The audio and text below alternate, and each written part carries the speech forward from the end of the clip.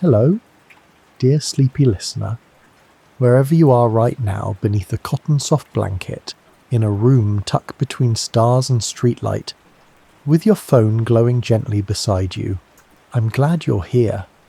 Tonight, I have a question, not one that needs answering, but one that can drift with you like a whisper. Why can't we go back to yesterday? Not in the busy way people often mean.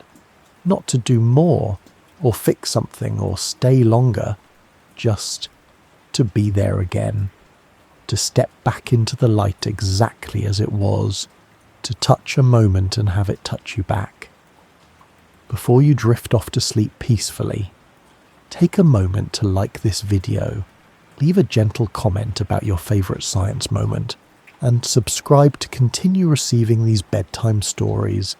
And if you'd like, share where you're listening from and the time zone where your dreams begin. Now, turn off the lights, get comfortable, and let your curiosity drift among the stars. The room is quiet now. The air is soft. You feel your body settle into stillness the way the moon settles into water. Somewhere beneath this day's memory, you're still holding something that happened. A smile, a silence, the warmth of morning light on the wall. It feels close, like if you just leaned back a little farther, you could touch it again, but you can't, not really. The moment has passed, and you wonder, why? Where did it go? Why can't we stretch our fingers through the fabric of time and pull yesterday back toward us like a familiar coat? You don't need to answer that. You don't even need to understand it. Just breathe slowly now. Let your shoulders soften and allow that question to settle quietly beside you. You see, time is not a hallway you walk through, not a string of rooms you can re-enter. It moves like a stream, and you are floating in it, always downstream, never back. Even when you stop, even when you lie perfectly still, the river does not pause. The sun you saw this morning is not the same sun that rose yesterday. It's a new position, a new angle, a slightly changed glow after travelling millions of miles through the dust of space. Even your breath tonight is not the same breath you took last night. New air, new rhythm, a new you. Close your eyes for a moment now. Let your breath be easy and full. You don't need to chase anything here. You're doing beautifully. Scientists say time moves in one direction forward, and this idea has a name, the arrow of time. It means that certain things can happen in only one order. A candle melts, a glass shatters, a person ages, and even though you can imagine them in reverse, they don't happen that way. They don't flow backwards into what was, not because we don't want them to, but because the universe itself seems to prefer unfolding rather than folding. Just like you. You're not folding backward into yesterday. You're quietly blooming forward into now, and yet you can still feel the past. You can remember it, touch it with the mind, whisper to it in dreams, and maybe that's enough. Maybe the past lives in your memory because that's where it can rest. Not to be re-entered, but to be kept warm, like the scent of a book you read long ago, or the sound of a laugh that lives only inside your chest. Let that be gentle. Let it be enough. You don't have to hold on. You don't have to go back. You just have to float with the current as it carries you softly toward the next second. Now take another breath longer this time. Feel how it rises and falls, like the river of time carrying you into sleep. There's no rush. Yesterday is gone. Tomorrow hasn't come. But this moment, right here, it is yours, and it's already becoming the next. The moment you're in now is already becoming memory. You lie here, still and quiet, as the present glides forward like a leaf carried gently downstream, and you begin to feel it. The second you're breathing is always leaving, not in a sorrowful way, not with urgency, just passing, like a soft wind brushing your cheek that you only notice after it's gone. You can close your eyes now, if you haven't yet, or if they're already closed. Let your eyelids rest even more deeply. You don't need to follow every word. Just float with them, like water carrying you deeper into calm. Imagine. Now, you're standing in a shallow stream. The water curls around your ankles. It hums against your skin. Not cold, not warm, just present. And you try to walk upstream, back toward where you began.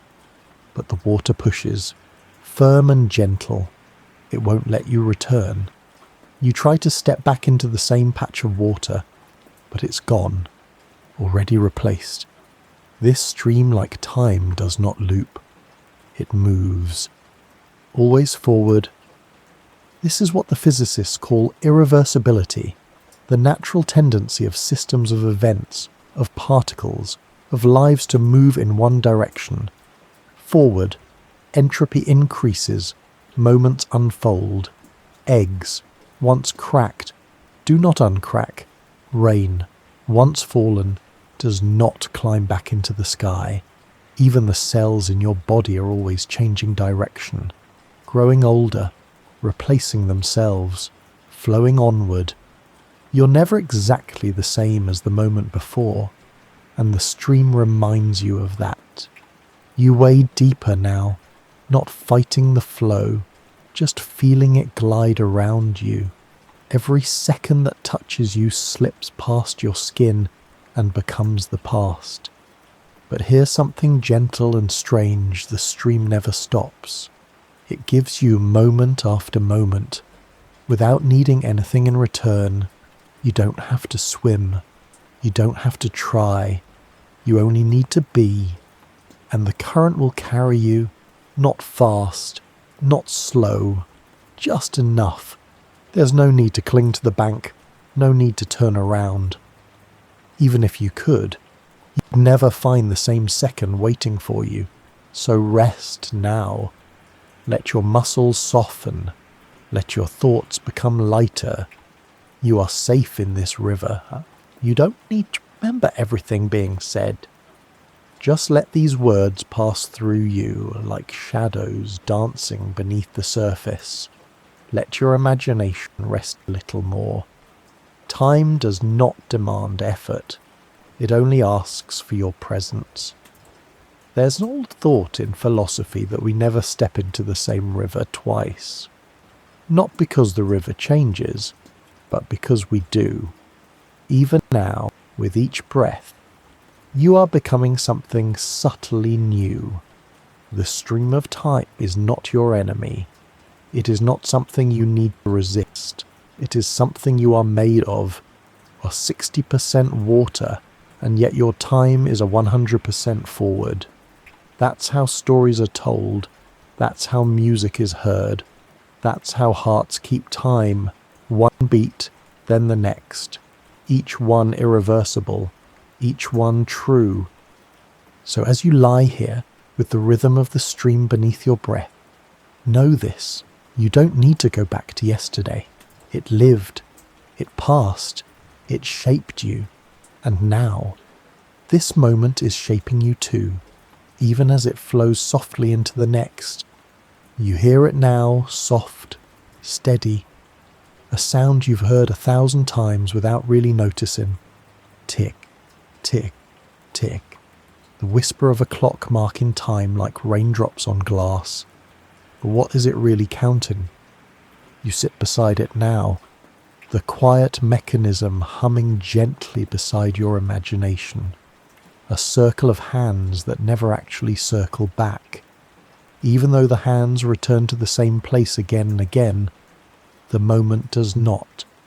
You can close your eyes again here, or simply let your thoughts soften. There's nothing to hold on to. Just let the sound of the ticking carry you further into stillness. The clock promises return with each hour, each cycle, but time does not. It moves forward, and the hands of the clock only mimic what we wish we could do. We've built clocks to hold time, to wrap it in structure, to tell us when it's time to rise or rest or remember. But time does not live inside the gears. It lives in you, in the movement of your blood, in the warming of the window, in the growth of a blade of grass outside the room you sleep in, and the tick of a second. That's not time itself.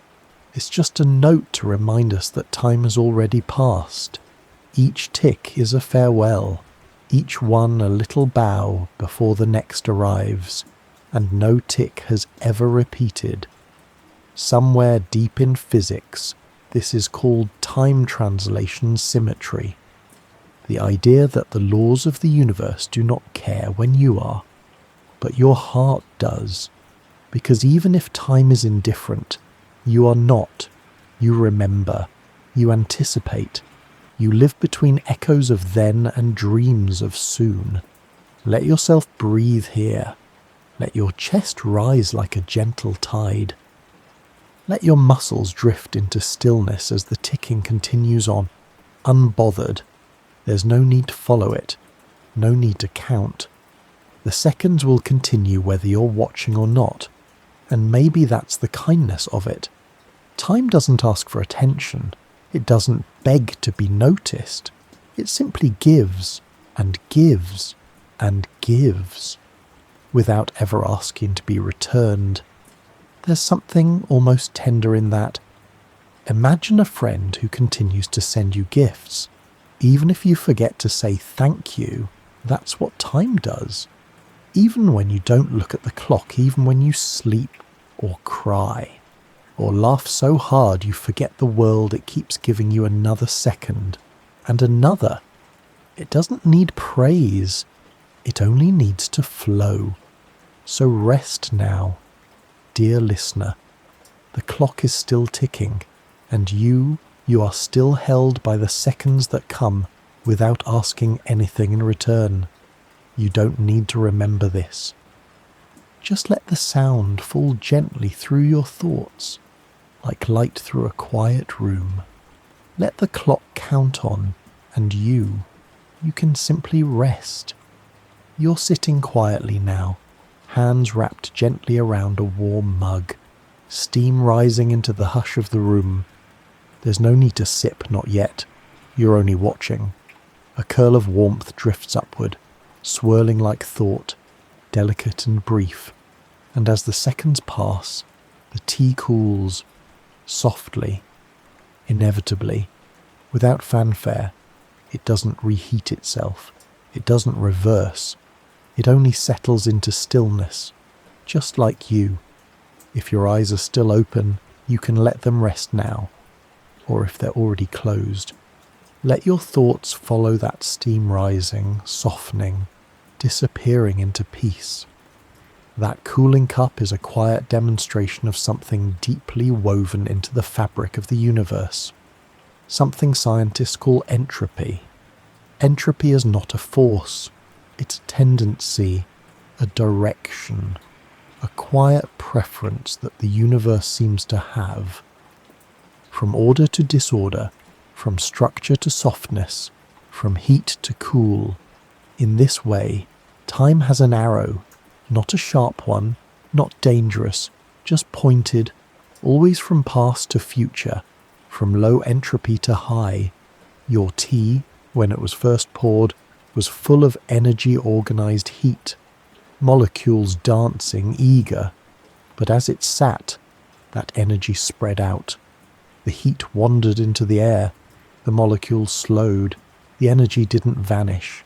It just became less useful, more dispersed. And that, quietly, is what time does. It unfolds. It lets things mix.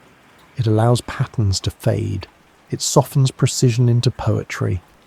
No cup of tea ever spontaneously warms up again. No crumbled cookie reassembles itself on the table. These are the little laws we live inside. Entropy increases. It's why stars burn out, why candles melt, why we age. But it's not sad. It's natural. It's necessary. It's how time moves from what was to what is. You don't need to understand the equations. Just know this time flows forward because the universe is always exploring new arrangements, always letting things mix, always letting energy drift. And you are part of that flow. Each breath you take is a rearrangement, a soft release of warmth into the air. Even thinking, even dreaming creates small changes in your body's energy. Entropy is not destruction. It's transformation. It's what makes time feel real. Because without it, every second would be the same. There would be no story, no melody, no memory. So let your breath fall gently now. Let your body rest like steam settling over a cup. There's no need to rewind the tea, no need to return to heat. You're exactly where you're meant to be in the warmth that was, and the stillness that is. And even as things cool, you're still held, still part of this quiet, generous motion called time. You don't need to hold this thought too tightly. Let it dissolve like sugar in warm water. Let your imagination rest again. The arrow of time will carry you, and there's nothing you need to do but breathe.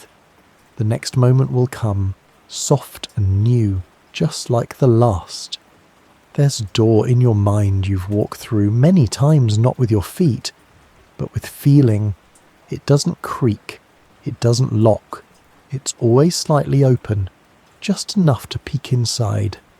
This is memory, soft, luminous, woven from pieces of moments that no longer exist in the world but still breathe inside you. You don't need to search for one. Let it come if it wishes. Let it pass if it doesn't. You're not chasing it. You're only resting in the glow. And as you rest, take a deep, gentle breath. You don't need to explain anything to yourself. Just let your body grow heavier, and let your thoughts wander like slow-moving light over a photograph. There's something mysterious about the way we remember. You can't go back to the moment itself, but you can feel its warmth, hear the shape of a voice, see the tilt of the sun through a window you haven't stood beneath in years. Memory feels like return, but it's not. You are not stepping into the past. You're stepping into a present your mind has carefully rebuilt, piece by piece, like a painter restoring a fading mural.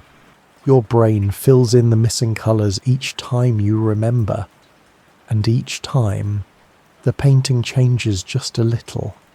That's because memory is reconstructive. It doesn't play like a video. It rebuilds itself every time you visit. Your hippocampus, the brain's quiet archivist, links pieces of sensation and emotion and story into a moment that feels whole. But it is always this moment's version of that moment, not a doorway backward, a window, frosted with time, and no matter how clearly you see it, you're always looking through glass. Even your most precious memories are not untouched. They are softened by sleep, bent by longing, kissed by the changing seasons of who you've become since. And still they are real, not because they are exact, but because they are felt, and in feeling them, you remember who you were. You remember who you are. So rest here, with that knowledge as your pillow. There's no pressure to recall, no effort needed to retrieve. Just drift in the knowing that your memories are part of the present. They live in the now, because they can't live anywhere else. And here's a little mystery to hold loosely. Some scientists believe that we remember the past because we imagine the future in the same way. That memory and imagination use the same pathways, the same brain regions, the same soft spark of inner vision. When you recall, you're also practicing how to dream. You're not travelling backward. You're creating forward by remembering. Isn't that gentle, that your longing for yesterday is really your preparation for what tomorrow might feel like? Let that idea float now. You don't have to keep it. You don't have to repeat it. Just close your eyes again, if they've wandered open. Let the air move slowly in and out. Let memory visit as it likes, then fade again into the hush of sleep. Yesterday may not return, but something of it remains, and it is already inside you. The evening is deeper now. Time has softened around you like a blanket that has learned your shape, and your thoughts, they drift more easily, don't they? You watch the leaf fall just one small, papery curl of green turning gold. You reach out and touch it, but your hand arrives too late. The fall has already begun. Gravity had whispered its name before you even noticed. The cause was there, before the effect. Just like always, you don't need to hold on to that thought too tightly. Let it pass through you like breath. Let your mind rest for a moment as you listen with your body more than your ears. In the universe, cause and effect are bound together like dance partners who always step in time. They don't switch places. They don't trade shoes. They move forward, always forward. You light a match, and then the flame appears. You speak a word, and then the echo follows. You hear thunder, but only after the lightning has already touched the air. There is never a time when the ripple happens before the pebble falls into the pond. And this is not just a rule of daily life. It's a fundamental property of time. In physics, it's called causality. It is what prevents paradoxes. It's what lets stories unfold in the way we can understand them. If effect ever came before cause, then the world would feel like a dream you couldn't wake from. But in this world, time is patient, time is clear, and cause always leads. Even in the gentle mysteries of quantum mechanics, where probabilities flicker and rules bend, the macro world you live in still honours the sequence, still bows politely from one moment to the next. Let your breath match that rhythm now. A slow inhale, then the sigh that follows, not the other way around. You don't exhale before the breath arrives. You don't feel the warmth before the sunlight touches your skin. This is the direction of your life, the gentle trick, the design that makes sense of everything you've ever known. Some physicists have asked whether time must move this way. They wonder if, deep down, the laws of physics actually work in both directions, forward and backward, but that we, with our fragile memories and one-way minds, can only feel the forward path. No one knows for certain, but what we do know is that everything you've touched, everything you've loved, everything you've said or wished or dreamed has happened in a chain, not a chain of control but of flow. A kiss led to a memory, a sound led to a song, a heartbeat led to the warmth still echoing in your chest. So rest now, in the safety of that sequence. Let your mind stop trying to jump backward. Let your body know it is enough to simply lie here and feel this moment, then the next, and the next, each one arriving right after the one that came before, just as it should. You don't have to memorize the logic. You don't have to keep the chain in your hands. Just close your eyes again, or rest them heavier, and let the moments come in the only order they ever truly could. Forward. There is light all around you now. You feel it through your skin, through your memory. through the golden shape it casts around even the quietest thoughts. It's not a hot sun, not a harsh one. It's the warm light of remembering, of recognizing where you are in the day, even if time itself no longer matters. You're lying on soft ground. Maybe it's the grass, maybe a wooden deck, maybe the gentle weight of your own bed, imagined beneath a wide open sky, and above you, the sun, not rising, not setting, just resting overhead, still and brilliant noon, and under you, there is a shadow, tucked close to your body, small, almost shy. It doesn't stretch far at noon, because noon is the moment where time's light leans directly down, not forward, not behind, and shadows, they cannot move backward, they never return to morning, not even when you ask gently. Let your eyes close now, if they're not already, and if they are, let them close deeper like curtains softening the light.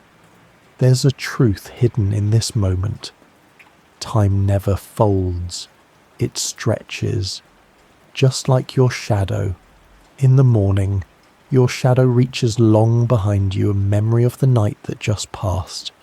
In the evening, it stretches forward, reaching into what hasn't arrived. But at noon, for a brief sliver of the day, your shadow is smallest, as if it knows it cannot return. And this, in a gentle way, is the rhythm of all things. There is a term in physics, irreversibility, not because time is broken, but because the processes inside time prefer to move in one direction. Your body grows, your breath moves forward. The warmth of the sun turns into heat on your skin, and then it's gone. Shadows don't forget, but they do not rewind. Not even the earth herself can spin back into yesterday. She moves through space, rotating, revolving, stretching the line between day and night. Each rotation brings a new noon, but never the same one. And here's something lovely. Even your memories of shadows change with time. That tree you lay under last summer, its branches are longer now. Its shadow stretches differently. The sun hits your face in a new angle. You're different too, and you don't have to explain how. You don't even have to know. Just let the warmth hold you. Let your breath rise and fall like light crossing the sky.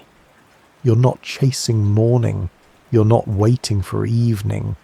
You're simply lying in the stillness of noon. And the shadow that rests beneath you isn't asking to go anywhere. You don't need to reach for what's behind you. You don't need to stretch toward what's next. Let the moment be vertical.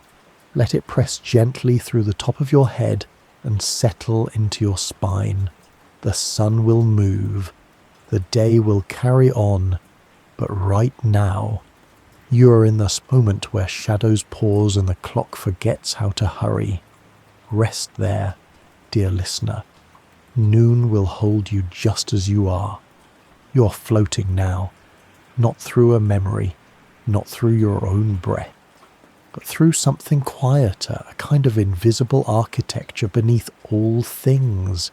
It's the space between the stars, the hum beneath a silent room, the background pattern you feel but cannot see. And here, within this stillness, you begin to notice something subtle.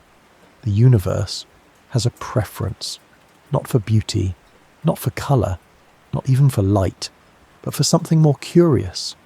It prefers things to be slightly off, not broken, not chaotic, just asymmetric. Close your eyes again, if they've drifted open. Let the corners of your body soften. You don't need to grasp the meaning of what comes next. Just let it move around you, like moonlight brushing the inside of your thoughts. Let's begin with symmetry. In our world, symmetry feels natural. A face is pleasing when it's even. A snowflake is admired for its repeating pattern. A butterfly's wings nearly identical whisper balance. We think of symmetry as a kind of truth, but nature doesn't always agree. Beneath the surface, the universe breaks its patterns. It breaks them on purpose. Physicists have studied this for decades, searching through particle collisions, waves of radiation, the quiet behavior of tiny quarks, and again, they find this strange preference: things lean forward, they do not repeat cleanly. And time is the most stubborn of all. You can reverse many things in physics. A pendulum swinging, an orbit tracing a circle. Even the equations themselves, they often work perfectly in reverse. But time itself, the feeling of before and after, the forward pull of breath, the gentle drift from child to adult to elder that refuses to rewind. It's called T-symmetry, time, reversal, symmetry. And unlike other symmetries, this one is broken, fundamentally, deliberately, quietly. There's a famous experiment. In the 1960s, scientists studied a particle called the kaon, a tiny, flickering visitor that lives for only a fraction of a second. They discovered something strange when they flipped the behavior of these particles as if time were flowing backward. The outcome changed, not just in feeling, in math, in measurement. Time, they realized, was not symmetric, and this small, shimmering fact has haunted physicists ever since, because it suggests that the universe, at its most basic level, has a direction, not a preference for position, not for shape, but for forwardness. You don't have to memorize this. You don't even need to understand the particles. Just let the idea float in front of you. The universe is not a perfect mirror. Something is leaning, and that lean is why yesterday cannot be re-entered, why your shadow doesn't crawl back toward your feet, why your tea grows cold, entropy grows, particles decay, stars burn in one direction, and you age. But this asymmetry isn't a flaw, it's what makes everything bloom. Imagine a rose that opened and closed in a perfect symmetry, forever. No fragrance, no fading, no falling petals. Nothing would begin, nothing would end. It would be beautiful but lifeless. Symmetry, when complete, is often still, but a symmetry. It breathes, it grows, it breaks, and in the breaking, makes room for movement. You are here because of that. You're here because time chose to stretch instead of circle. Even the Big Bang, that softiest silent birth of the universe, was not a balanced unfolding. Something tilted. Matter and antimatter were born in near equal amounts, but not quite. For every billion pairs, there was one extra bit of matter, one tiny imbalance, one asymmetry. And that lonely remainder became everything. All the galaxies, all the stars, all the breath in your lungs, all the pages of every story ever written. It's called baryon asymmetry, and no one knows exactly why it happened. But without it, there would be nothing, not even the whisper of time. So perhaps asymmetry isn't just a preference. Perhaps it's a kindness, a way the universe gave itself a chance to change, to grow, to unfold into everything you now rest within. Let that idea settle gently now, not as a conclusion, not as a fact, just a warmth. You don't need to hold on to it. Just breathe. Let the uneven beauty of the universe wash over you. Let your body feel its own subtle tilt, the way your heart is slightly to the left, the way your hands are not quite the same, the way your memories favour certain moments over others. You're not a perfect mirror either, and that is what makes you real. Rest now. There's no need for balance here. No need for perfect symmetry. You're allowed to lean, to sway, to unfold, like a flower that never opens quite the same way twice. The universe prefers it that way.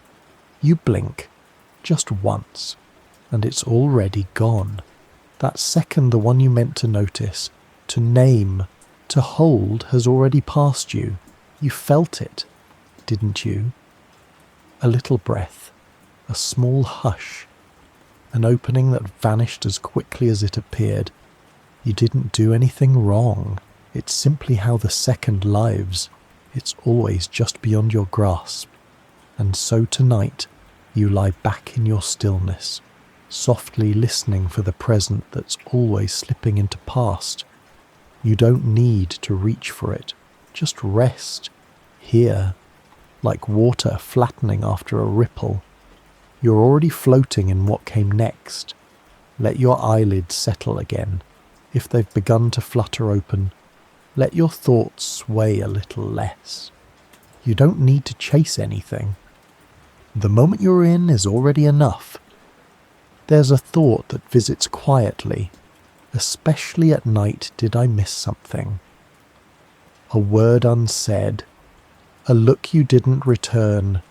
A second you wish you could pause so you could stay there just a little longer. And yet when you turn around to find it, there's nothing there but a quiet echo. Like seeing your reflection in a window and realizing the view behind it has already changed. That's the way of time. You're always just behind it, like a shadow walking a breath behind the body. Even your consciousness lags slightly. Neuroscientists have found that what you experience as now has already happened by about half a second.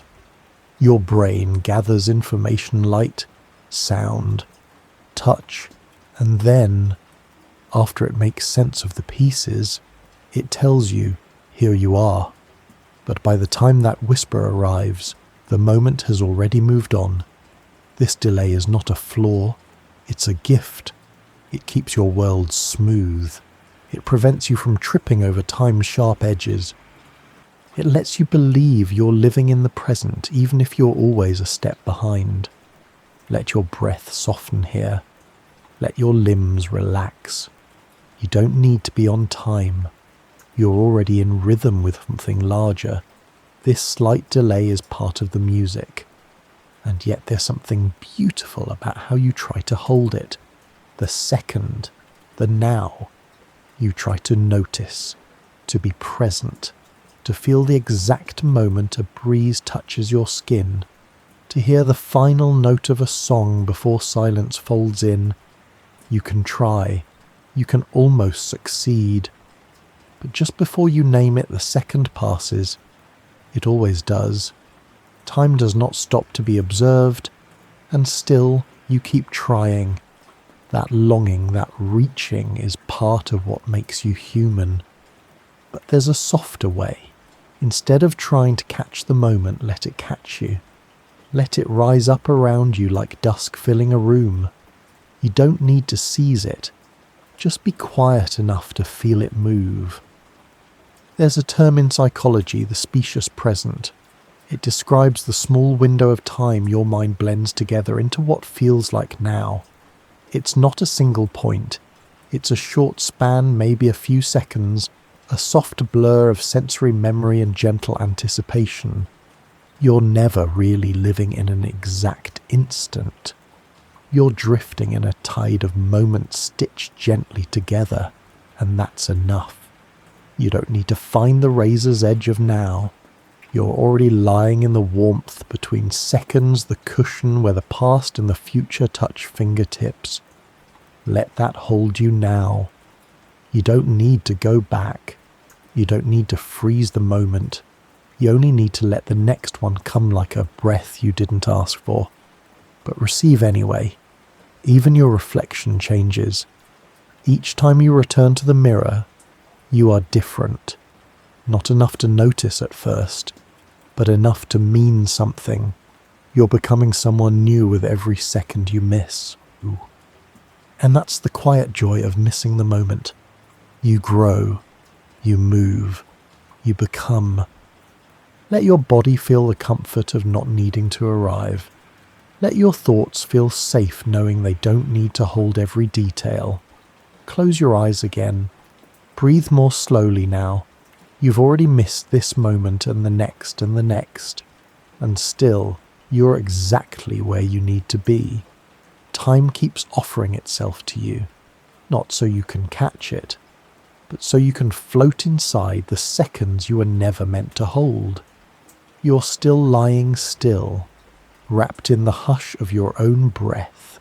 The stars, if they could speak, would say nothing, only glow quietly in agreement with the softness of your body's rest. And yet, even in this stillness, there is movement. Not from your hands, not from your thoughts, but from something deeper, something beneath awareness, beneath language. A pulse too small to hear, too precise to feel. There is a clock inside you. Not a clock you can hold or hear ticking on a wall, but one tucked into every living cell measuring time in a rhythm older than memory. You don't have to feel it now. You don't need to imagine its shape. Just breathe. You're already being held by it without needing to understand. This is your circadian rhythm from the Latin, circa diem, meaning about a day. It's your body's inner sun, a cycle that repeats roughly every 24 hours, just like the planet it evolved with, not because of habit or culture or alarm clocks, but because the molecules inside you have learned to keep time. Each cell, even in the dark, knows when it is morning, knows when it is night. In the center of your brain, there is a cluster of neurons called the suprachiasmatic nucleus, a small group just about 20,000 cells sitting above the optic chiasm, where your eyes meet the brain. They respond to light, to darkness, to the soft whisper of the sun's position. But they are not alone.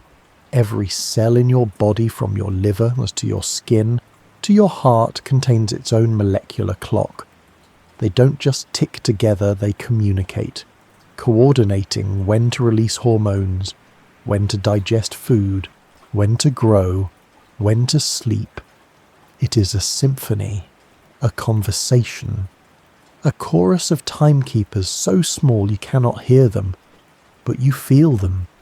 You feel them when you're jet-lagged, when sleep comes at the wrong hour, when your body wants to rest, but the world says work. The discomfort that aching misalignment is the sound of your inner clock struggling to realign.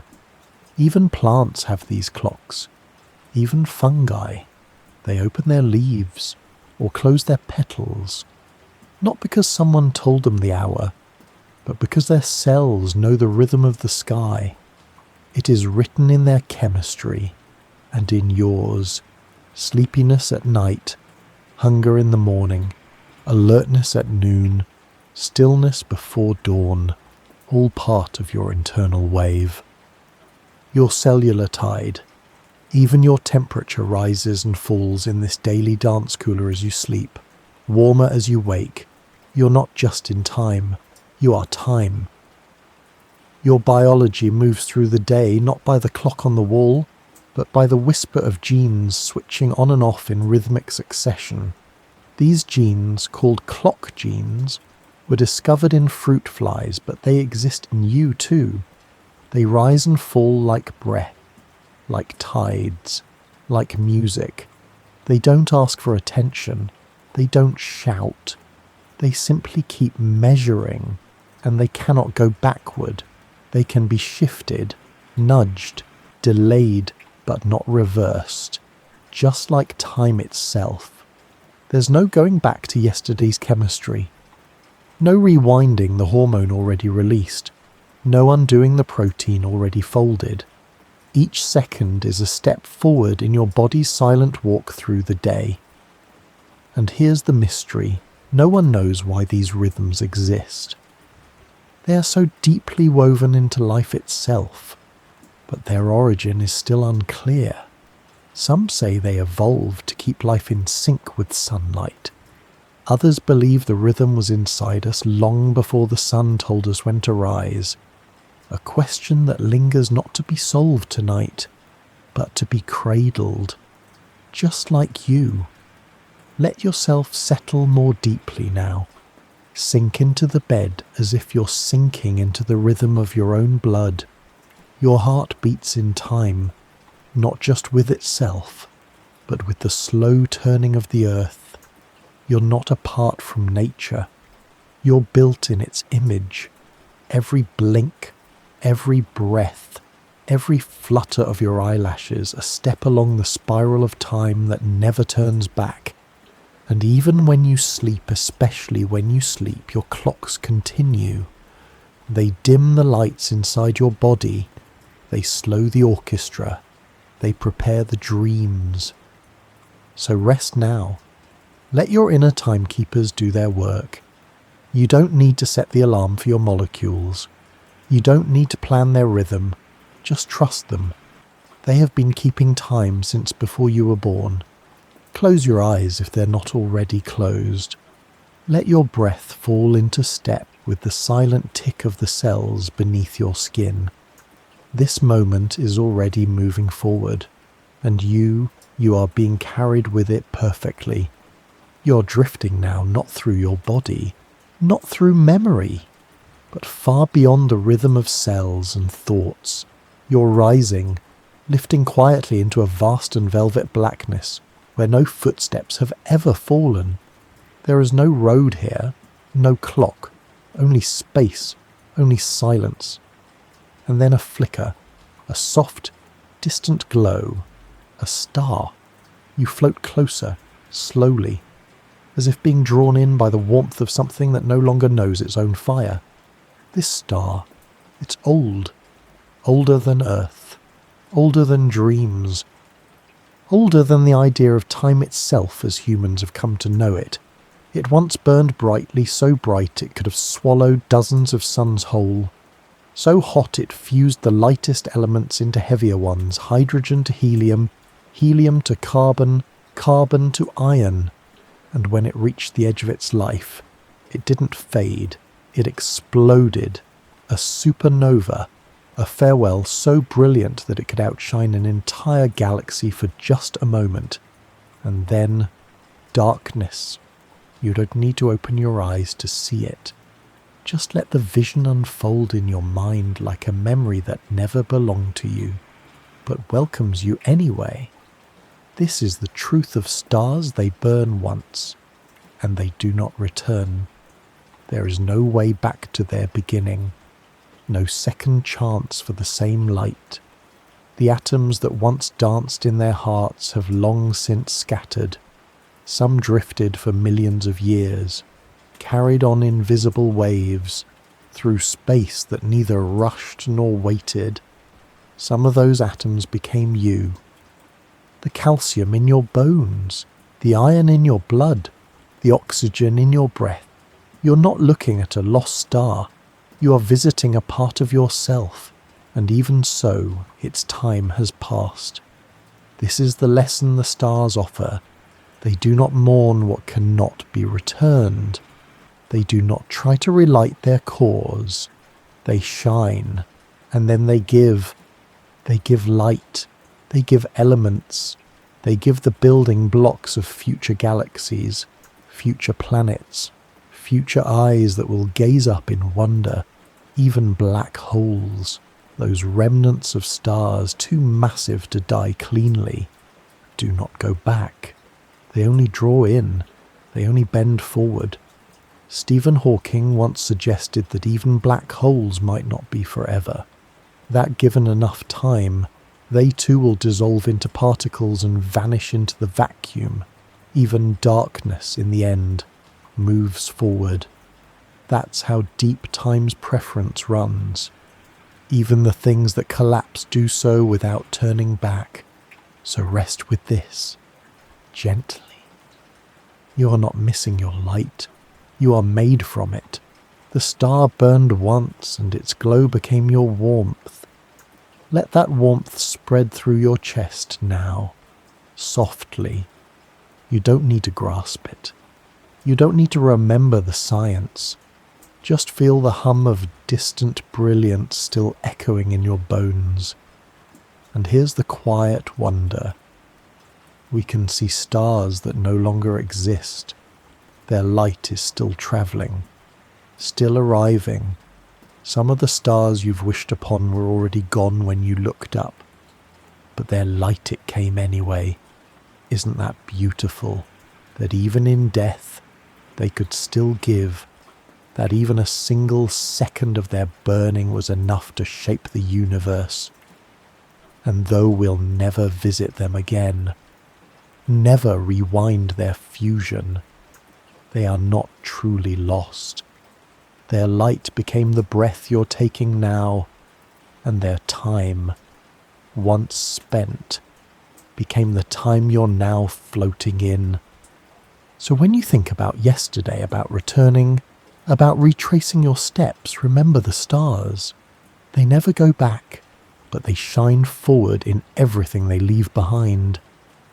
Close your eyes if they aren't already.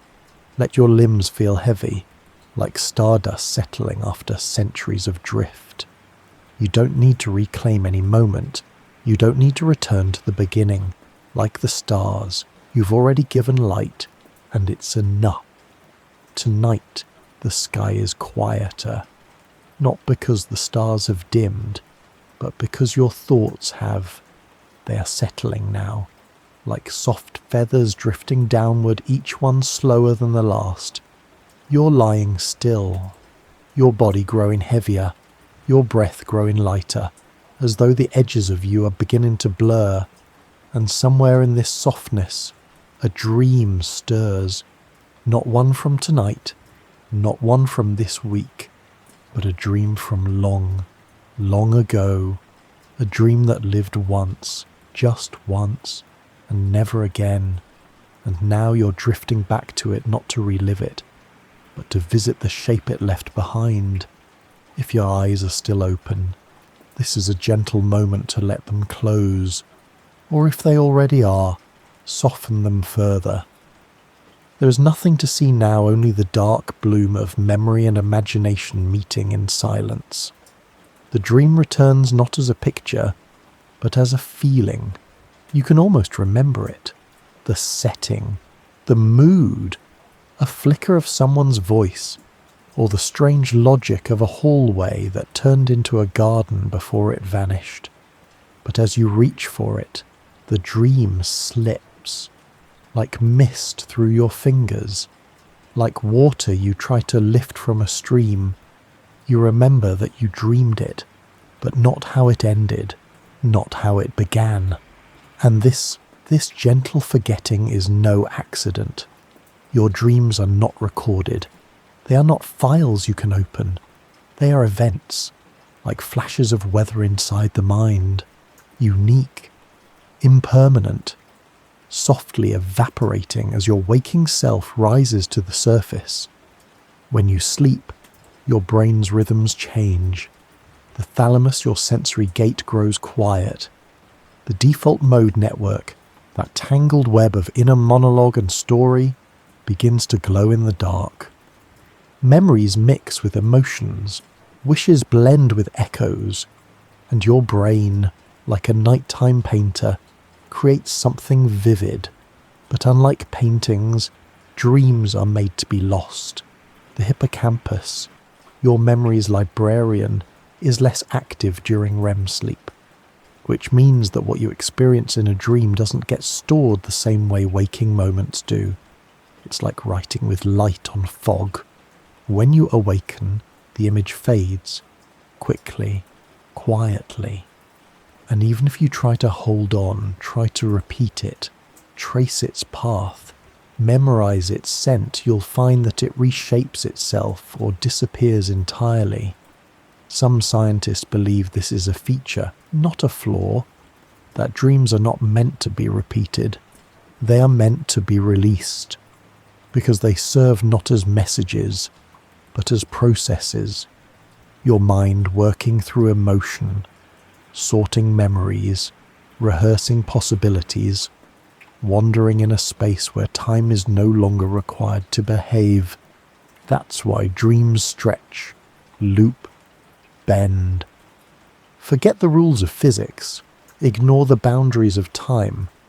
You can be a child again and still know what it means to grieve. You can stand on the edge of a cliff that wasn't there a second ago and won't be there in the next. You can live a whole life in the space between two heartbeats. But once it's over, you can't go back. You can't re-enter. You can't summon the exact same dream.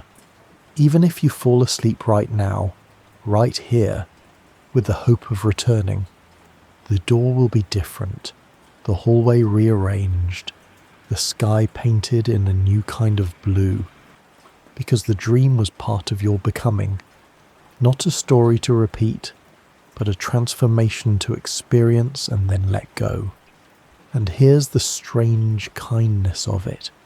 You don't need to dream it again, because even if the images vanish, even if the plot disappears, your body remembers the feeling, the quiet, the sadness, the sudden joy of flight, or the weightlessness of wonder. These feelings linger. They echo through your waking life in ways you'll never trace. You're shaped by dreams you don't remember. You're softened by shadows you never saw. And maybe that's what makes dreaming so extraordinary. Not the parts you keep, but the parts you let fade. Like laughter from a child you passed on the street. Like perfume on the collar of a stranger. Like a breeze that carried your name for just 1 second and then forgot it. You don't need to recall any dream now. You don't need to remember where your mind wandered last night or the night before. Let it go. Close your eyes if they've drifted open. Sink a little deeper beneath the surface. You're already halfway back to that place. And though you may never dream the same dream again, you will always be welcomed by what it meant. The door may not open again, but it was real when it did, and that's enough. You're lying still again, your breath slow and even, as if your body has become its own gentle clock, measuring time not in seconds, but in softness. The night is complete now, not finished, just full. Above you, the sky holds its endless hush. No sound, no rush, only stars, each one shining with ancient patience. You don't need to open your eyes. Let the sky come to you. Let the light enter your thoughts, like warm wind entering a quiet room. Because tonight, you're not looking at stars. You're looking at history. Every pinpoint of light in that velvet dark is an echo, a memory still travelling.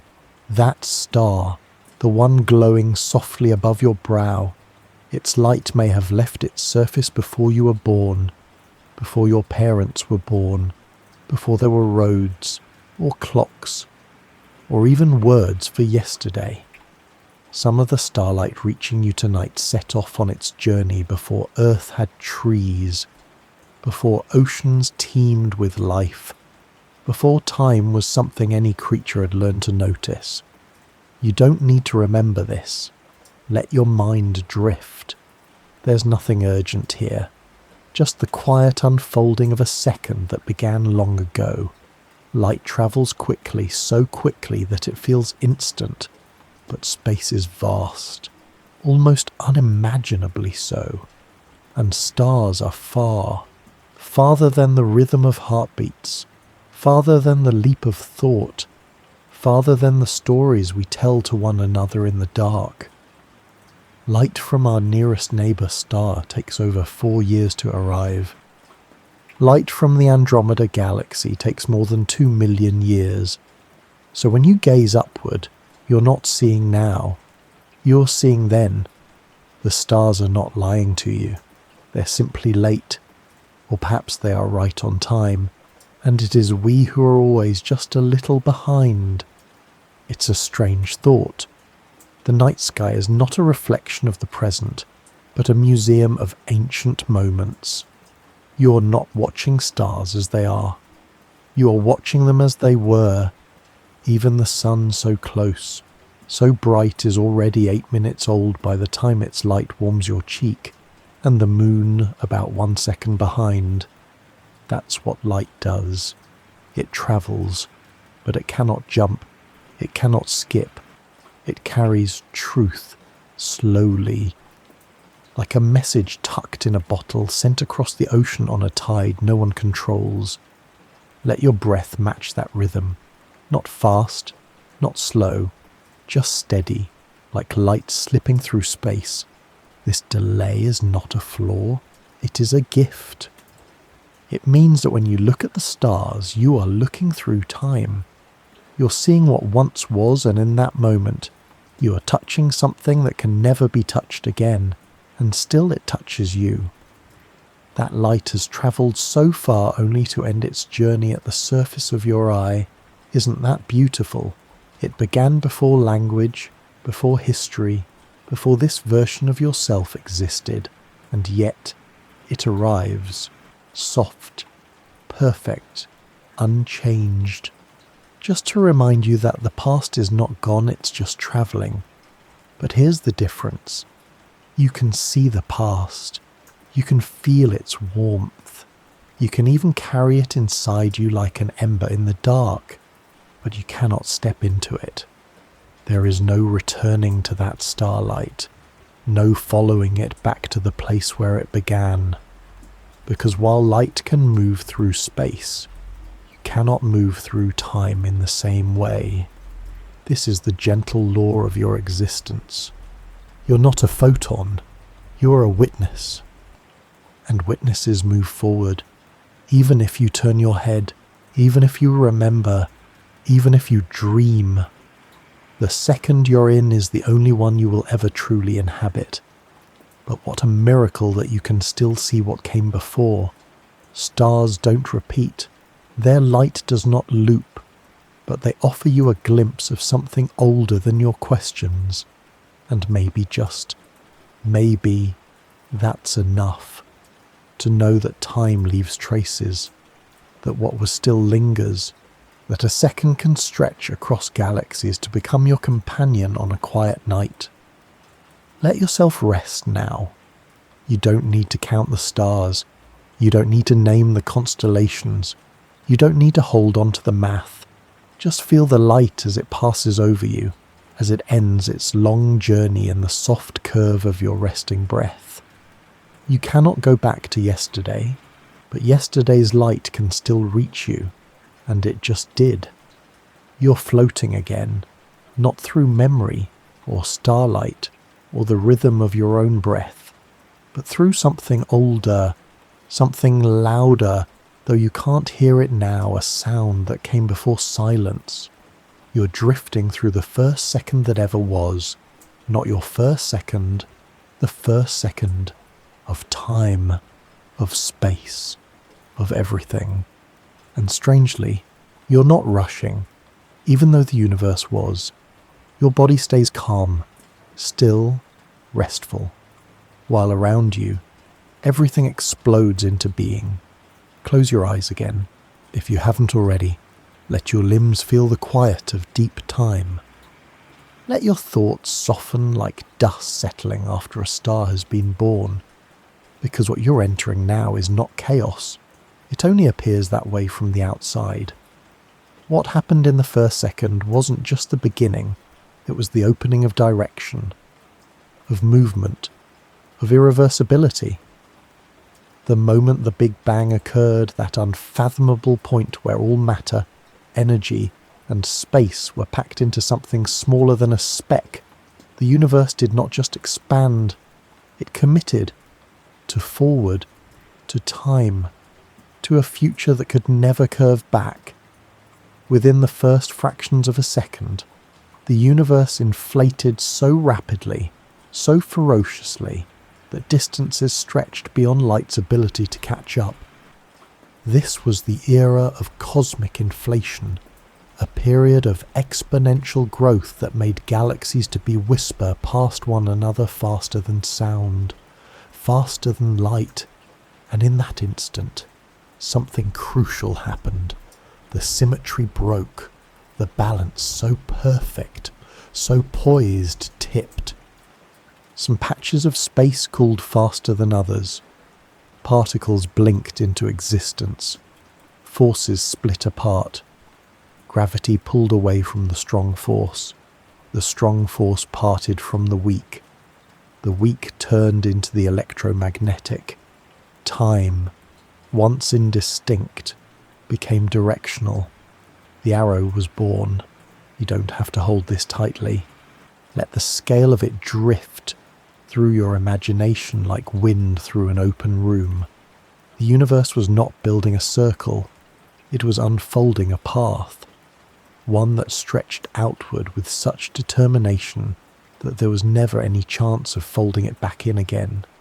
Even now, billions of years later, that expansion continues. Galaxies drift farther apart. Space itself stretches, and the universe grows not just in size but in entropy, in possibilities, in configurations, in paths that cannot be reversed. There are theories that ask what came before. But in the mathematics of general relativity, before the Big Bang does not exist. Because time, as we understand it, began there. The Big Bang was not an explosion in time. It was the birth of time. And once time began, it had only one direction to go, forward. This is why you cannot go back to yesterday. Not just because your mind can't hold it. Not because your body moves only one way. But because the universe itself does not loop. It does not allow returns. It opens and keeps opening, like a flower that blooms and never closes. Even if space someday collapses again, even if a big crunch or a reversal of expansion becomes real, it will not undo what time has already done. It will not bring you back to a second already spent. The moments we live in are carved from a universe that grew too fast to look over its shoulder, and yet there's comfort in this. Because you are made of the consequences of that one breathless moment. The molecules in your hands, the thoughts behind your eyelids, the pulse beneath your ribs, all were shaped in the aftermath of that original yes. The universe didn't just give you space, it gave you sequence, the ability to have a before and an after, to remember, to plan, to wonder why some things end and others begin. So even as you drift towards sleep, even as the moments melt into one another like fog rolling into dusk, you're still part of that forward journey, still cradled by that first momentum that never stopped unfolding. Let yourself breathe into that rhythm. You don't need to catch up. You don't need to go back. The beginning is not calling you. It's already given you everything. Close your eyes more deeply now. Sink into the softness behind your thoughts. You're not falling behind. You're right on time in a universe that only moves forward. You're here again, in the stillness where thoughts settle like quiet snow on the rooftops of your breath. The world hasn't changed much since last night, has it? The same walls, the same bed, the same gentle curve of your pillow nestling the side of your cheek as you sink into the rhythm of not needing to move. And yet something feels different. You feel different.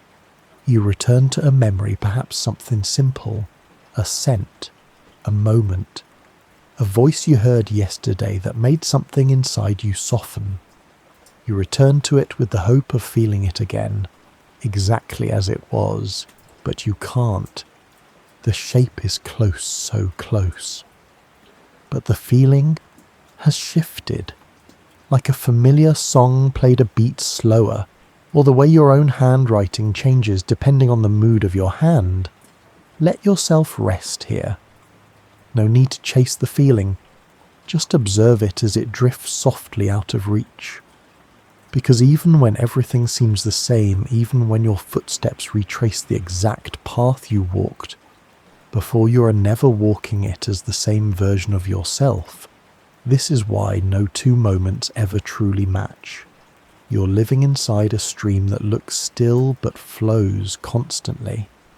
Your cells are changing and your thoughts are evolving. Your perception is rippling with 1,000 subtle influences you'll never fully notice. Even if you eat the same meal, sit in the same chair, hold the same hand, the moment you're in will shape the flavor, the texture, the meaning. In science, we might say your system has initial conditions that are always just slightly different. And in complex systems, a small change can lead to a vastly different outcome. It's known as sensitivity to initial conditions, the heart of what's sometimes called the butterfly effect.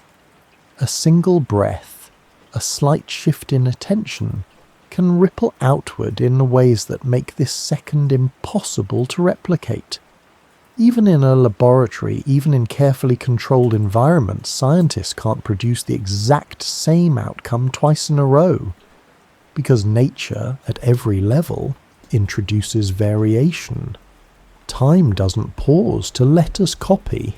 It keeps moving forward, even through what appears to be repetition. So when you try to relive something, a perfect morning, a particular laugh, the exact shade of joy you once felt beneath a tree and you find it elusive, it's not because you've forgotten. It's because time has changed the world around you, and changed you too. Even your memories are not preserved like files. Each time you recall one, you reshape it. Your brain reactivates the network that held the memory, but it weaves in your present feelings, your current knowledge, your now self, and then it stores the altered version. So even your most treasured recollections are softly rewritten each time you touch them. This is not a loss. This is life. Your mind, your emotions, your body all are sculpted by time as gently and consistently as rivers wear through stone. And just as you can never step into the same river twice, you can never truly feel the same moment again. Let that be a kind of freedom. You're not trapped in perfect repetition. You're not doomed to chase feelings that cannot return. Instead, you're being offered a new version of what joy might feel like now, what peace might taste like here, what wonder might whisper this time. You don't have to hold on to yesterday's feeling. You don't have to rebuild it. Just be curious about what this moment offers instead. Maybe softer, maybe quieter, maybe deeper. And here's something beautiful. Sometimes, the second time you visit a place, or say a word, or smile into someone's eyes, it doesn't feel like the first. It feels better. Not because it's brighter, but because you've changed. And the moment has changed with you. You're in a dance with the present, always improvising, always shifting your weight to meet what is offered. Even sleep is never the same twice. Let yourself settle into this one like a feather falling onto a new patch of earth. It doesn't matter if it looks familiar, it is different. Because you are different. And that difference is not a flaw. It is your aliveness. Let your shoulders rest. Let your body ease into the truth that you're not returning to yesterday's feeling, but arriving gently into today's. No need to compare. No need to recreate. Just be with what is. You're already in the moment you were meant to be in. You're still resting, held in the quiet rhythm of your own breath. Your body melting into the softness of now. The world outside may still be spinning, But in here you are floating on a tide that knows no urgency, and now you find yourself standing at the edge of a question that has tickled minds for centuries, a question asked not just by scientists, but by dreamers, poets, and wide-eyed children. Can we go back in time? Can we fold the river of moments? Can we build a boat to row upstream? Can we touch yesterday without only remembering it? You don't have to answer. Just listen and let your imagination stroll. You're not solving anything. You're only wandering. Let your eyes stay closed, or if they've begun to lift, invite them softly to return to the hush. You don't need vision here, only wonder. In the quiet halls of physics, there are whispers of strange things, equations that suggest time might not be as rigid as we once believed. Einstein, with his wild hair and quiet eyes, taught us that time is not a constant. It stretches, it bends, it slows down near heavy things like planets or black holes, and it speeds up when you move quickly. This is relativity, and it's real. Astronauts who spend time in orbit return to Earth fractionally younger than their twin siblings who stayed behind. It's called time dilation, and it's not fantasy. It's been measured to the billionth of a second. So in a way, time travel to the future is not only possible, it's happening all the time. But going back, that's where things unravel. Some theories suggest it could be done mathematically, at least. If we could move faster than light, or build a closed time-like curve, or bend space through a wormhole, we might be able to loop around and step back into a day already lived. But with every attempt to make this real, paradoxes bloom like wildflowers. What if you met your younger self? What if you changed something? What if you stopped yourself from going back at all? These puzzles aren't just philosophical. They break logic itself. Physicists call it causal inconsistency, the idea that if the past can be changed, the present could unhappen. And so, even though equations are flirtatious, the universe resists, like a book that allows you to reread the chapters, but never to rewrite them. Even the most brilliant minds, Stephen Hawking among them, have suggested that nature protects causality through something like a cosmic censorship, a built-in law that ensures time flows forward, even when we try to fold it back. And if that's true, then all the time machines, all the portals, all the glowing dials and spinning gears of fiction may be destined only for dreams. But dreams have their own beauty. They allow you to imagine return to re-enter a moment with your eyes closed and your heart open. You can walk through a summer evening from your childhood. You can stand beside someone long gone and hear their laugh.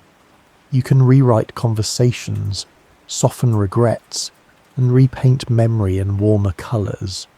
But that's not time travel. That's remembrance. And it flows within the same forward tide as everything else. You cannot be in yesterday. You can only hold it like a seashell in your palm once filled with sound, now hollow and soft, and maybe, just maybe that's enough. Let your thoughts settle here. You don't need to construct machines. You don't need to bend physics. You've already lived every moment you were meant to live, and the next moment will arrive exactly when it should. There's a beautiful concept hidden in the mathematics of time travel, something called the chronology protection conjecture.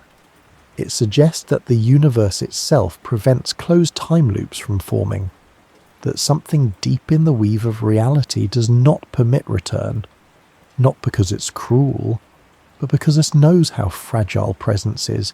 It wants you here, now, not chasing the past, not living in rewinds, but breathing forward, becoming, trusting. So even in the grand halls of quantum gravity, where equations ripple like silk, you find a deep stillness, the kind that says, you can imagine yesterday, but you cannot go back. And the more you relax into that, the more peace you find. Let your shoulders fall again. Let your breath become even slower now. You've wandered through wormholes tonight, and time has not let you go backward, but it has held you, gently, faithfully, like a tide that never leaves you behind. You don't need to return to what already passed. It came, it shaped you, it let go, and now you can too. You're still lying in stillness, your breath, steady now, like soft waves lapping at the shore of sleep. Thoughts come, but they don't cling. They pass like shadows on the ceiling of your mind. In this quiet rhythm, you feel time moving again, not like a rush, not like a flood, but like pages turning in a book you didn't realize you were reading. One page, then the next, and there you see it, a calendar, resting quietly on the wall, or maybe glowing softly on a screen, or printed into your memory from years of marking days. Boxes, neat and even, stacked in rows and weeks and promises. A structure for your life, a rhythm made visible. Let your breath ease here. Let your thoughts soften again. You don't need to calculate or recall. You're not behind. You're simply resting on the edge of one small square of time. Calendars give the illusion of return. The days are labelled, the months repeat. January follows December, spring follows winter, again and again. You can look back to yesterday. You can see it the 14th, the 7th, the 1st. You can trace your finger over its square. Remember what you wore, who you spoke to, what you didn't say. But the date you touch is only ink, not the moment. The box is still there. The day is not. Calendars are maps of the future and records of the past, but they are never roads to walk backward. Even when a year feels the same when you stand beneath the same blossoms in April, or feel the same crispness in October air, the you who meets that moment is not the same. And the moment, even if it dresses in familiar clothes, is already something else. You don't need to mourn that. Just notice. Calendars suggest symmetry. They draw circles, birthdays, anniversaries, seasons. But time doesn't circle, not really. It spirals. You pass close to a memory, yes, but never touch the exact point again. You loop through a season, but from a different altitude, a different view. The Earth doesn't orbit the Sun in a perfect circle. It travels in an ellipse, and the solar system itself moves through space, pulling the Earth forward. So its path is more like a spiral through the galaxy, not a loop. So even the orbit of the planet never returns to the same point. The calendar pages are laid out in neat squares, but time's true shape is more like a coil of breath, or a shell spiraling outward, forever unfolding. You can trace the pattern, but you cannot retrace the steps. There is no year you can live twice, even leap years with their extra day. Their soft bending of rhythm only serve to keep our structure aligned with something wilder beneath it. Time is not bound by the boxes we write it in. Let that thought rest now. Let it drift across your mind like a page carried by wind. In some cultures, time is not thought of as linear.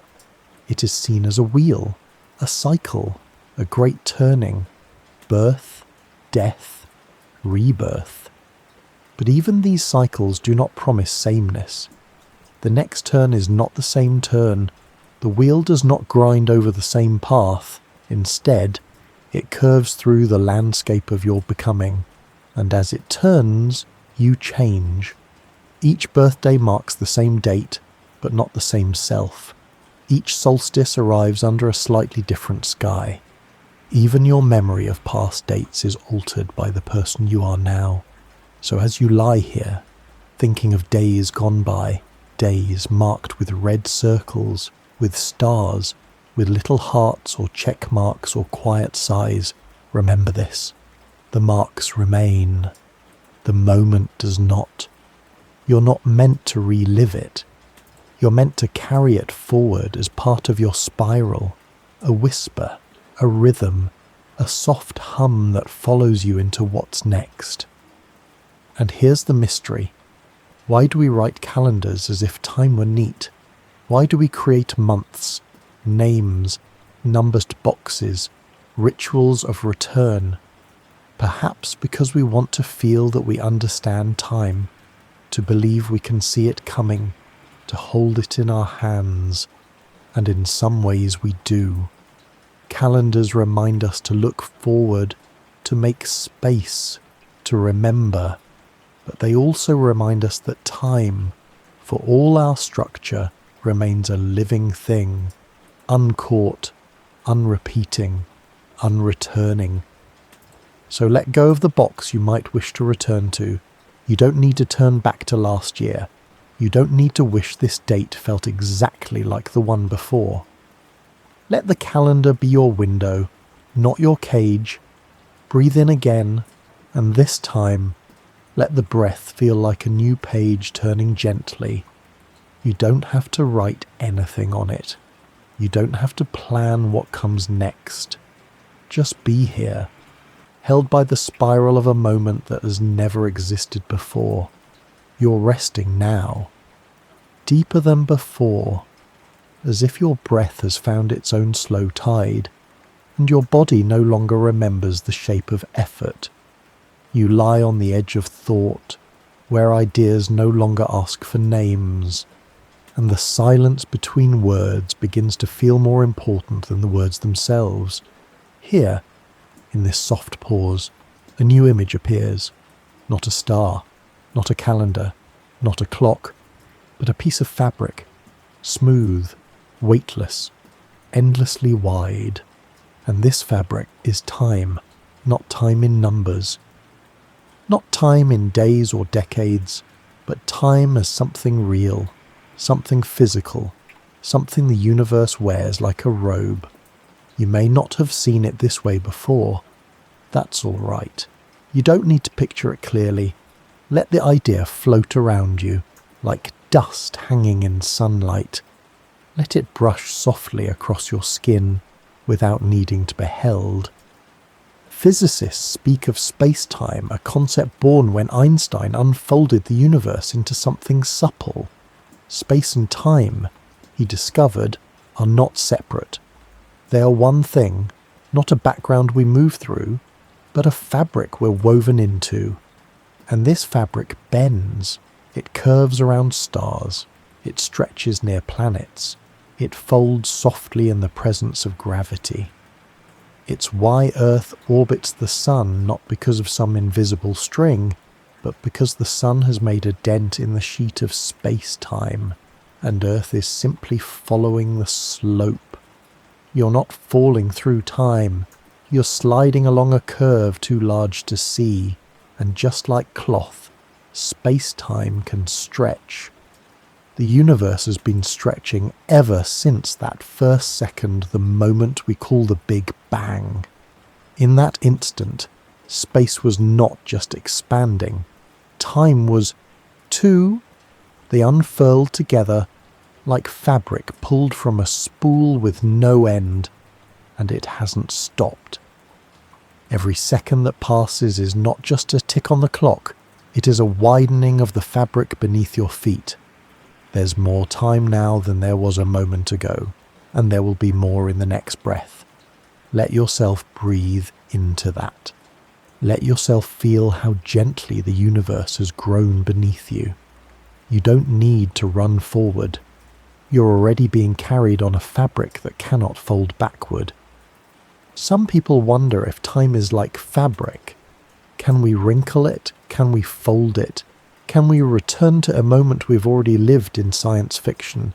They speak of time loops and folds and tears in reality. But here, in the physics we know, time does not behave like origami. It stretches, yes. It curves, yes. But it does not refold onto itself. There's no crease where today meets yesterday. There's no way to hem the cloth and stitch your path backward. You are always moving along the unfolded edge. And this, strangely, is why the future exists. Because there is room for it to unfold into. Space expands, time opens, and your life moves within that quiet motion. No rip, no rewind, only soft unfurling. Let your mind rest in that now. You don't need to chase the next second. It will come just as the last one did without being summoned, without needing proof. You're already gliding on the newest fold of the fabric of time, and you're not alone. All of existence, every cell, every planet, every quiet atom, humming in the dark, rides this unfolding with you. It is not a race. It is not a path. It is a drift, and it will carry you into the next breath, and the next, and the next, without ever turning back. Some scientists have imagined a universe where time loops, or branches, or splits into countless versions of now, but so far our observations show a gentle consistency. No loops, no folds, no way back to the seconds already used. Just a universe wearing time like a cloak it refuses to take off. And you are part of that fabric, not separate, not waiting to re-enter the story, but threaded into it, line by line, moment by moment. You are not walking on time. You are time, a moving pattern in the great unfolding. Let your body feel that now. Let your breath feel like fabric, folding open with each rise and falling smooth with each release. You don't need to hold on. The fabric holds you. You don't need to go back. The story has already carried you from page to page without missing a word, and it will continue gently, steadily, beautifully into what comes next. You are still now, as still as the shadow of a mountain across the surface of a sleeping lake, as still as the air just before morning dares to speak its first light.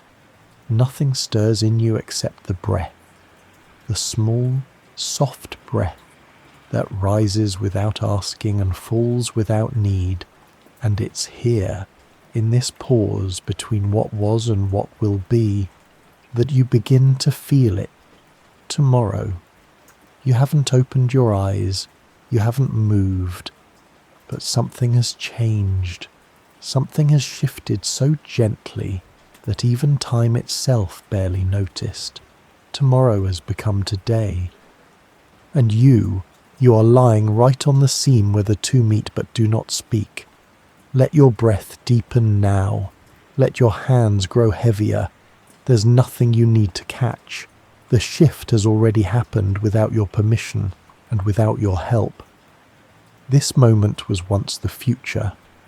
Just a few heartbeats ago, it was something unknown, unfelt, unlived. And now, without thunder or ceremony, it is here. Not with a bang, not with a shout, but with the softness of mist slipping over a hillside. Time doesn't turn a page with noise. It glides. It doesn't ring a bell to announce your arrival in today. It simply becomes. This is one of time's quietest truths. The future never arrives loudly. It is always now. You wait for it, plan for it, reach for it, but when it comes, you only feel this breath, this moment, this silence. No banner, no fanfare, just presence. And yet, This quiet shift is one of the most profound things in all of existence, because it means you are always passing through thresholds you cannot see. Every night, you fall asleep in one day and wake in another, not by magic, not by will, but by the gentle persistence of time's forward pull. And every moment you lived through was once a moment you imagined, or feared, or forgot to expect. And when it came silently, as this one has. You don't need to open your eyes. Let them stay soft. Let your face stay heavy. You're already inside the moment you thought you were waiting for. And what is today, really, but the future wearing different clothes? You don't have to greet it. You don't have to name it. It knows you're here. There's a concept in physics called the block universe. It suggests that past, present, and future all exist at once, that every moment in time is laid out like rooms in a mansion you haven't fully walked through. From this view, the future isn't something that's coming, it's something that's already there, and you are simply moving through it, room by room, moment by moment, not building the house, just exploring it. And though your experience is linear, the structure may not be, which means that tomorrow doesn't appear. It waits, and you arrive in it like sunlight moving quietly across a wall. Even now, as your breath grows slower, your heart is beating inside a second that was once a dream. Let that be gentle. Let that be enough. Some people try to capture this shift. They celebrate midnight, they count down, they kiss, or pray, or make promises to the version of themselves they will be when the clock changes. But the truth is, tomorrow does not wait for your readiness. It slips in through the spaces between your thoughts, through your sleep, through your breath. You never feel it coming. You only ever notice it after it's here. Like a footstep you didn't hear but now see softly pressed into sand. And you can't go back to yesterday. Not because you're unworthy, not because you're lost, but because today has already welcomed you, and yesterday has already let go. So breathe again, a little deeper this time. Let your spine sink lower into the bed. Let your jaw unclench and your forehead smooth. There's no need to reach for tomorrow. You're already in it. You have crossed the threshold without effort, without need, without even opening your eyes. This moment, this exact breath was the future just a moment ago. And now it's yours, completely. You don't need to plan now. You don't need to recall. Let your mind grow quiet like a library after midnight. The stories of yesterday are closed. The stories of tomorrow are already being written beneath your resting chest. All you need to do is breathe. And be here in the most silent miracle of all, the second that was once imagined, but is now real. You've come so far. Dear listener, not with your feet, not with effort, but with the quiet trust of someone willing to drift through time without needing to hold it too tightly. You are here now, not in yesterday, not in tomorrow, just here. This breath, this stillness, this room that feels softer than it did an hour ago, and just beneath your calm, there lingers a question, not one that needs solving. Just one that breathes, can I let go of the day that left me? You don't have to answer. Just rest beside the question. Like a feather resting beside a candle's glow, warm and still and safe. Close your eyes now if they haven't closed already, and if they have, let them settle deeper as if even your thoughts are lying down beside you. Because this moment is not about doing, it's about releasing. The day is over. It folded itself quietly without asking for applause. It turned away not in cruelty but in rhythm. That's how time moves. Softly, constantly, without waiting. And now you have a choice. Not what to fix, not what to redo. Just this: will you let it go? Not because it was perfect, not because it was enough, but because it happened, and it ended. And that is what time does. You're not being asked to forget. You're being asked to float. Let memory become mist. Let your thoughts unravel like thread slipping from your fingers without resistance. Let the ache of unfinished things dissolve. Let the beauty of little joys stay only as warmth. You don't need to carry the day. You already carried it through to here. And that is enough. You are allowed to rest. More than allowed, you are invited. Time does not demand you stay awake for its passing. It will continue even while you sleep. The stars will wheel forward. The earth will turn. The light of galaxies born millions of years ago will still arrive and scatter gently against your rooftop. Everything continues, and so can you not by movement, but by rest, by letting your breath match the rhythm of all things quiet. This is not goodbye. This is not regret. This is the tender sigh that comes when you stop holding on to something you were never meant to keep. Yesterday was always meant to leave, and you were always meant to drift into the soft hush of now. So let yourself go. Let your muscles melt. Let your thoughts fade into a softness so complete that even your name feels optional. You do not need to do anything more. You've done enough. You do not need to remember this story. You've already lived it. You do not need to reach for time. It's already holding you. And now, the story comes to rest, not with a conclusion, not with an answer, but with a breath. The same breath you've been taking all along. The one that carried you from the first moment of wonder to the final whisper of letting go. You've wandered gently through the folds of time not to fix anything, but to feel how deeply it moves beneath you. You've stood beside stars that burned only once. You've listened to clocks that never turn around. You've held memories like stones warmed by the sun, and you floated on the quiet tide of seconds you never needed to catch. And now, you are here.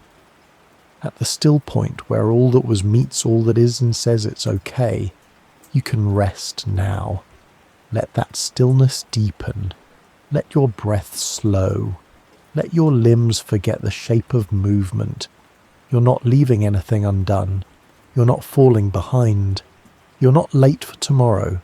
You're exactly where you need to be, curled into the soft hollow that time made just for you. This second that holds you now does not expect you to remember. It only asks you to feel safe, to let go. So let go of the day, of the questions, of the sound. There is no more to do. Only this breath, this weightless moment that waits for nothing but your permission to become peace. Good night, gentle dreamer. You are already home.